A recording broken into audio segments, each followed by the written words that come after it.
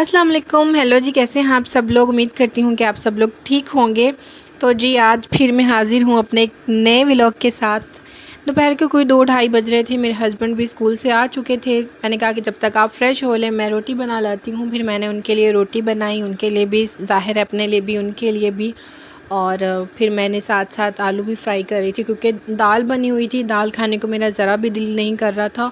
और फिर मैंने सोचा कि चलो आज अपने लिए आलू जो है वो फ्राई किया जाए। अच्छा, मैं यहाँ एक बात कहूँगी, मेरे चैनल पे ना कोई, यानी कि मेरी वीडियोस कोई मेल देखता है। आई डोंट नो कि वो कौन है कौन नहीं है। पहली बात कि मैं अंग्रेज़ नहीं हूँ। दूसरा ये कि मेरी जो ज़ुबान है वो है, घर में जो हमारी लैंग्वेज बोली जाती है ना वो है पंजाबी। ठीक है, पंजाबी फैमिली से मैं बिलोंग करती हूँ। तो हम लोग ज़्यादा पंजाबी बोलते हैं, बच्चों से उर्दू बोलते हैं, या फिर मैं अपने हस्बैंड से उर्दू बोलती हूँ, या किसी और से बात करनी हो तो उर्दू बोलते हैं ज़्यादातर। तो अगर मैं अपने चैनल पे किसी भी तरह बात कर रही हूँ तो आप लोगों को माइंड नहीं करना चाहिए। ज़रूरी नहीं है परफेक्शन, हर चीज़ में परफेक्शन नहीं होनी चाहिए मेरी नज़र में। तो बंदा जिस तरह अपनी लाइफ जी रहा है ना, उसे उसी तरह जीनी चाहिए। किसी और का मुँह जो है ना, कहते हैं ना पंजाबी जी, किसी होर दा मुँह लाल वेख के अपने मुँह ते चपेड़ा नहीं मार के लाल नहीं कर लेना चाहिए। तो ये कहावत बहुत पुरानी है, ये कहावत हम पे भी लगती आई है, तो हमें भी समझाते आए हैं। तो वो हैं, वो कमेंट करते हैं, ये कहते हैं, वो कहते हैं फ़लाँ चीज़ को, ये तो वो। कोई घर वाला बंदा कहे तो समझ में आता है, कोई बाहर वाला बंदा कहे। सही है, किसी को बताना चाहिए, पर इतना भी नहीं बताना चाहिए हर वीडियो में कि आप अगले बंदे को ये ज़ाहिर करना चाह रहे हो कि उसे कुछ नहीं आता। तो ऐसा नहीं करना चाहिए प्लीज़। अगर इतनी ही प्रॉब्लम है तो मैं कहती हूँ आप मेरी वीडियोज़ ना ही देखें तो बेहतर है। मैं किसी भी चीज़ को इतना परफेक्ट लेकर नहीं चलती। जो मेरी लाइफ़ है, जो मेरी लाइफ़ में हो रहा है, चल रहा है, जो भी होता है, मैं वही करती हूँ। ये मेरी डेली रूटीन, मैंने यहाँ पे अपनी डेली रूटीन शेयर करती हूँ। मैं यहाँ पे कोई परफेक्शन नहीं दिखाना चाह रही। मैं यहाँ पे अपनी डेली रूटीन को हटकर कुछ नहीं करना चाहती। क्यों? क्योंकि इस तरह आपकी ज़िंदगी पे बहुत असर पड़ता है। जो आपकी रियलिटी है ना, उसी रियलिटी में आपको जीना चाहिए। और ज़ुबान कोई भी बोली जाए, किसी कोई भी लैंग्वेज हो, उसे आप बिल्कुल भी हिट नहीं करना चाहिए। बिल्कुल भी ये नहीं करना चाहिए कि आप ऐसा कह रहे हैं या वैसा करें, ऐसा कहें या वैसा कहें। सामने वाला बंदा अगर कुछ कह रहा है तो वो इतना पागल भी नहीं होता है। हाँ, बाय द वे, बहुत सारी ऐसी जगहें होती हैं, या ऐसा हम बात करने का हमारा अंदाज़ ऐसा होता है कि हम बात करते करते कुछ और गलत या कुछ ऐसा वर्ड बोल जाते हैं, वो तो होता है कि मिस्टेक। बट एक मुसलसल एक बात बंदा कहे जा रहा है या बोले जा रहा है, तो इसका मतलब ये है कि उसे इसका अच्छे तरीके से मतलब पता है, या फिर वो इसी तरह बात करती हैं। तो कभी भी अपनी मेंटालिटी के हिसाब से लोगों को जज नहीं करना चाहिए, मैं तो यही कहूँगी। अच्छा जी, बातें बहुत हो गई, तो अगर मेरे चैनल पे आप लोग नए हैं तो मेरे चैनल को कर दें सब्सक्राइब, ठीक है।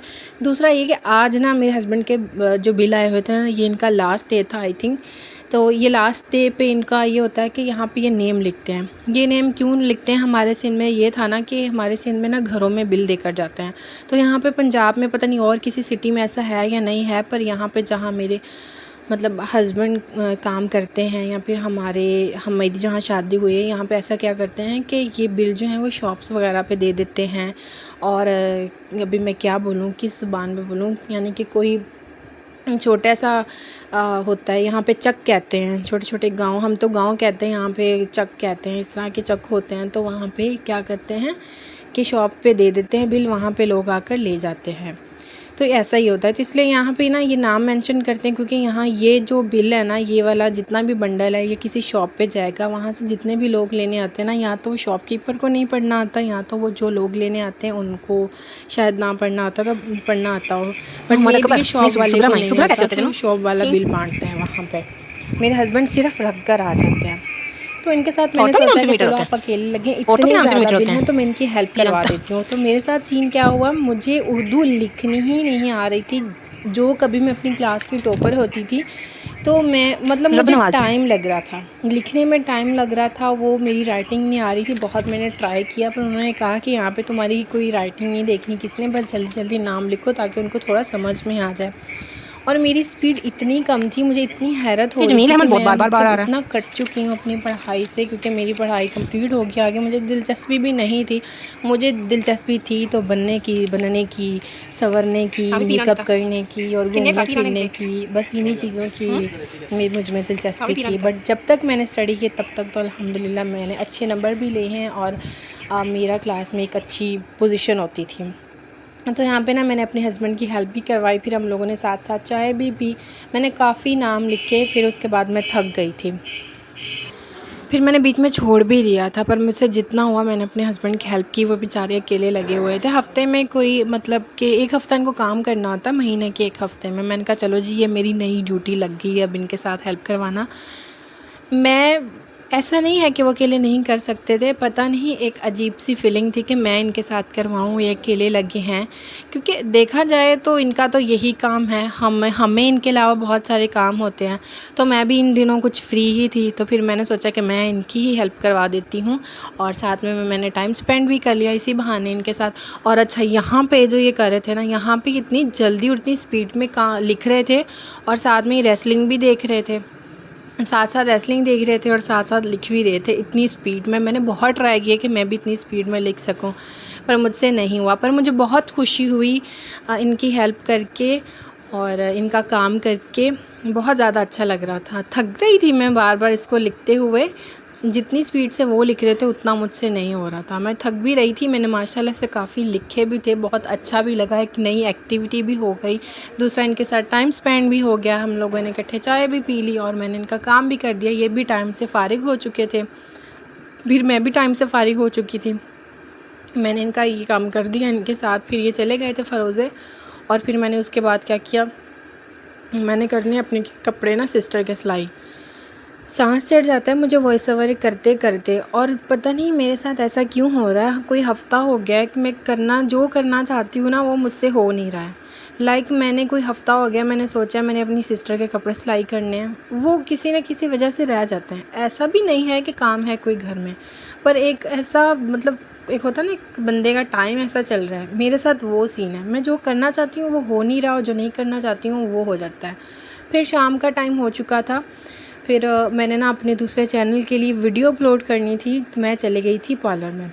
अच्छा जी, जिन लोगों ने मेरा दूसरा चैनल जिन लोगों ने मेरा अभी तक सब्सक्राइब नहीं किया, वो कर लें। उसका लिंक मैं इस वीडियो के डिस्क्रिप्शन बॉक्स में ऐड कर दूँगी। तो मैं गई थी वहाँ पे वीडियो बनाने के लिए, बट अर्शमान को पता चल चुका था, और ये इतना अच्छा लगता है, मैंने दरवाज़ा बंद किया था। मैंने सोचा था मैं नहीं आने दूँगी किसी को, बच्चे तंग करते हैं, क्योंकि मुझे साथ साथ वॉइस ओवर भी करना था, साथ साथ ही वीडियो बनानी थी।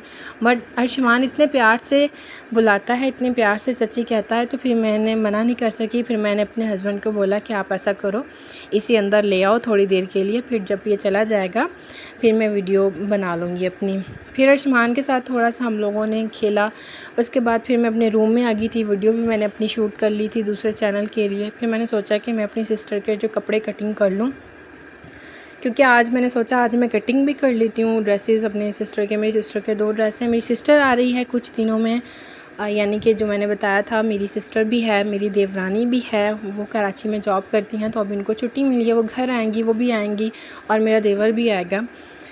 तो वो कह रही थी मेरे कपड़े सिलाई कर दो। ये ईद पे कपड़े लिए थे, पर ईद पे हमने वैसे भी ड्रेसेस बनाए हुए थे, फिर ये नहीं पहने थे, ना मैं सिलाई कर सकी थी। हम लोग सिंध गए थे, सिंध में बहुत गर्मी थी, और फिर मेरे बाबा की तबीयत भी ख़राब हो चुकी थी। फिर कोई काम नहीं किया, कोई स्टिचिंग नहीं की, कोई ईद शीद नहीं हमने इतनी ख़ास मनाई थी। गर्मी बहुत ज़्यादा थी पहले तो, फिर उसके बाद मैंने स्टिचिंग की नहीं। यहाँ भी आई तो ख़ास टाइम नहीं मिला था मुझे।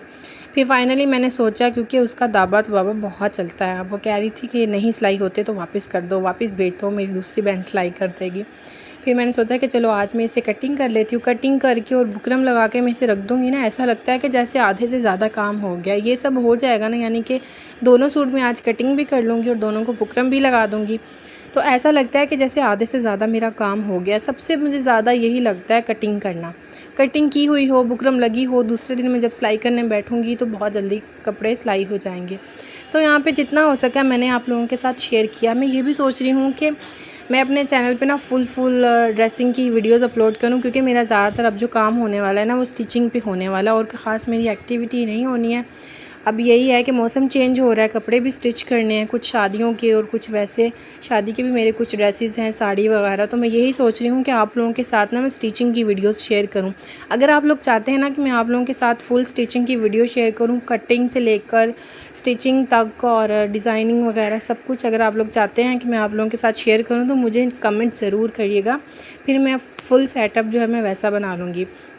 तो फिर मैंने यहाँ कटिंग भी कर ली थी। मैं क्या करती हूँ, कटिंग के साथ साथ ही ना वो कर देती हूँ, निशान भी लगा लेती हूँ। इससे क्या होता है कि बाद में मसला नहीं होता है। देखिए निशान भी लगा होगा, निशान लगाना बहुत ज़रूरी होता है फिटिंग वगैरह की सिलाई के लिए, बहुत ही अच्छी सिलाई आती है। तो कैसे सिलाई कभी भी नहीं करना चाहिए, इवन मैं कहती हूँ अपना भी नहीं करना चाहिए। कुछ लोग कर लेते हैं ना, वो परफेक्शन नहीं आती है। तो यहाँ पे मैं उसके बाद कमीज़ कट हो गई थी, फिर मैं यहाँ पे ना बाजू कट करी थी। तो मैं यहाँ पे फिर से कहना चाहूँगी, मेरी लैंग्वेज पे कोई ना जाए, मुझे कोई भी जज ना करे, ऐसा कहते हैं या वैसा कहते हैं, मुझे अच्छे तरीके से पता है इंग्लिश में बाजू को स्लीव्स कहते हैं। मैं कमीज़ को शर्ट भी कह सकती थी, मैं शलवार को ट्राउज़र भी कह सकती हूँ, मैं बहुत सारे ऐसे वर्ड यूज़ कर सकती हूँ, पर मैं क्यों करूँ, जो मेरी ज़ुबान है मैं तो वही बोलूँगी ना। मैं यही चाहती हूँ कि आप लोग किसी को भी किसी भी लिहाज से जज ना करें, नहीं करना चाहिए। तो सॉरी अगर मेरी बातें किसी को बुरी लगी होंगी, पर वो पता नहीं कौन ऐसा बंदा है या बंदी है जो कि कमेंट इस तरह के करते हैं। तो ऐसे कमेंट्स कर लिया, वैसे कर लिया, सब कुछ करना आता है, वॉइस ओवर करने लगती है। अब मैं नई हूँ, मैंने नया चैनल बनाया, मैंने सारी चीज़ें मैं आहिस्ता आहिस्ता ही सीखूँगी, आहिस्ता आहिस्ता ही मुझे पता चलेगा कैसे वॉइस ओवर करना है, कैसे वीडियोज़ अपलोड करनी है, या क्या होना चाहिए क्या नहीं होना चाहिए। तो इसका हरगिज़ मतलब ये नहीं है कि सामने वाले बंदा कुछ नहीं जानता है। जैसा मेरा प्रोफेशन है उसमें मैं रोज़ तरह तरह के क्लाइंट से मिलती थी, किसकी मेंटालिटी कैसी होती थी और किसी की मेंटालिटी कैसी होती थी, पर अल्हम्दुलिल्लाह मैंने सारे ऐसे क्लाइंट अच्छे बनाए हैं जिनकी मेंटालिटी बिल्कुल भी ऐसी नहीं थी कि जो मेरी बातों में आ सकें या फिर मैं उनको समझा सकूं। कुछ देहाती क्लाइंट थे, कुछ माशाल्लाह से शहरी क्लाइंट थे। यही मैं अब फिर वही बात मैं प्योर उर्दू में बात कर रही हूँ, ठीक है। तो जो गांव के होते थे ना क्लाइंट्स, उन्हें समझाना बहुत टफ़ होता था, केमिकल से कैसे उनको बचाना चाहिए कैसे नहीं, वो समझते ही नहीं थे। पर फिर भी मैं उन्हें भी कन्विंस कर लेती थी। जब मैं उनको कन्विंस कर लेती थी तो इसका मतलब कि मुझे हर चीज़ का पता है। मैं भी घर से बाहर रही हूँ बहुत टाइम, मैंने भी जॉब किया, मैंने भी सीखा है, घर से बाहर रहे हैं हम लोग, हमें भी इतना इल्म है। तो जब मैं सामने वाले मेरे पास जो आता है, मेरे पास ऐसे क्लाइंट्स आते थे जो सिंधी में बात करते थे, और मैं क्या करती थी, आधी सिंधी में बात करती थी, आधी उर्दू में बात करती थी, आधी पंजाबी में करती थी, या कोई सराइकी होते थे तो मैं फुल उनके साथ इस तरह बात करने की कोशिश करती थी कि वो मेरे साथ मतलब उनको कंफर्ट फ़ील हो, यानी कि उनको ये फ़ील हो कि यहाँ हमारी सुनने वाला कोई है, हमें समझने वाला कोई है। कभी भी लोगों को अपने मुताबिक ढालना नहीं चाहिए, चाहे वो आपके घर में कोई आपके साथ रह रहा है, कोई मेहमान आए हैं, कुछ भी है, किसी को नीचा नहीं कभी दिखाना चाहिए, उस ख़ास तौर पे उसकी लैंग्वेज को लेकर, उसकी ड्रेसिंग को लेकर। कहते हैं जैसा देश वैसा भेष, ऐसे मैंने और भी देखे हैं जिन्होंने ये भी कमेंट किया है ड्रेसिंग को लेकर या कुछ इस तरह, कुछ मेरे पर्सनल कॉन्टैक्ट में भी है। तो मेरे ये वीडियो में कहने का मकसद ये है, कभी भी किसी को ना ही उसकी ड्रेसिंग देख के जज करो, ना ही उसकी लैंग्वेज देख के जज करो। बाज़ औक़ात वो आपको ऐसी बात करके लाजवाब कर देता है कि आप उनको फिर जवाब देने के लायक भी नहीं बचते हो। तो जी मैंने कपड़े भी कटिंग सारे कर लिए हैं, मैंने अब इसको बुकरम भी लगा लेनी है, फिर इसके बाद यही सब करते करते हमारे रात के खाने का टाइम हो जाना है। आज की तो मेरी बस यही रूटीन थी। कल इंशाल्लाह फिर मैंने इसको स्टिचिंग करूँगी या फिर कल की कल देखी जाएगी। अब ज़्यादा मैं स्ट्रेस नहीं लेती इन चीज़ों को लेकर, जो मुझसे आराम से होता है ना अब मैं वही करती हूँ, क्योंकि मैं दो चैनल चला रही हूँ। दो चैनल चलाना कोई आम बात नहीं है। उसकी वीडियोस बनाना, फिर न्यू कंटेंट लाना या फिर न्यू वीडियोस बनाना, कौन से टॉपिक पे वीडियो बनाई जाए, ऐसा क्या किया जाए, तो बहुत टफ़ होता है। तो यहाँ पे मेरे हस्बैंड मुझे मजाक कर रहे थे कि मुझे ना आप स्टाम्प पेपर लिख के दे दो, दूसरी शादी की मुझे इजाज़त दे दो। तो मैंने कहा स्टाम्प पेपर तो नहीं है, तो मैं आपको इजाज़त देती हूँ। इन्होंने भी बाहर जाना था तो मैंने कहा कि आओ मैं आपको इजाज़त देती हूँ। तो मैंने यहाँ पे लिखना है, तो कह रहे थे कि लिखो कि दूसरी शादी की इजाज़त है, तो फिर मैंने यहाँ पे लिख दिया दूसरी शादी मतलब बर्बादी। तो मैं इनके साथ ऐसे सीन करती रहती हूँ। तो यहाँ पे अहमद भी आ चुका था। ये हमारे घर का सबसे शरारती बच्चा है, सबसे शरारती बच्चा। इसकी शरारतें कहाँ से आती हैं मुझे बिल्कुल भी आइडिया नहीं होता। ये इतना ज़्यादा तंग करता है, इसे जिस चीज़ से रोका जाए फिर ये वही करता है। बस यही सब मस्तियाँ करते करते आज का दिन भी हमारा बहुत अच्छा गुजरा। ज़्यादा कुछ नहीं किया, बस अपने हस्बैंड के साथ टाइम स्पेंड किया है, खुद को टाइम दिया है, और फिर ये बस थोड़े कपड़े कटिंग किए। फिर रात का टाइम हो चुका था, फिर हम लोगों ने खाना खाया। उसके बाद फिर मेरे हस्बैंड मैच देख रहे थे, तो मैं भी इनके साथ मैच देखने लगी। वैसे ख़ास मुझे कोई मैच वगैरह पसंद नहीं है, मैच देखना बिल्कुल भी मुझे पसंद नहीं है। बस ये होती है क्यूरियोसिटी कि पता नहीं कौन जीता है कौन हारा है। अल्लाह जाने कौन जीता था, फिर ये कौन हारा था, आई थिंक कि लाइव मैच ये देख रहे थे, फिर मैं भी इनके साथ देखना स्टार्ट कर गई। तो जी ये रहा था मेरा आज का व्लॉग। उम्मीद करती हूँ मेरा आज का व्लॉग आप लोगों को पसंद आया होगा। ख़ास मेरी कोई वही रूटीन होती है जो सिंपल रोज़ घर सबके घरों की रूटीन होती है, मेरी भी वही नॉर्मल सी रूटीन है। उम्मीद करती हूँ कि मेरी रूटीन आप लोगों को पसंद आई होगी। तो जी मिलते हैं कल के व्लॉग में, तब तक के लिए दुआओं में याद रखिएगा। वीडियो पसंद आई हो तो लाइक शेयर कमेंट करना मत भूलिएगा। लाइक ज़रूर करिएगा, मुझे आप लोगों के लाइक की बहुत ज़रूरत है।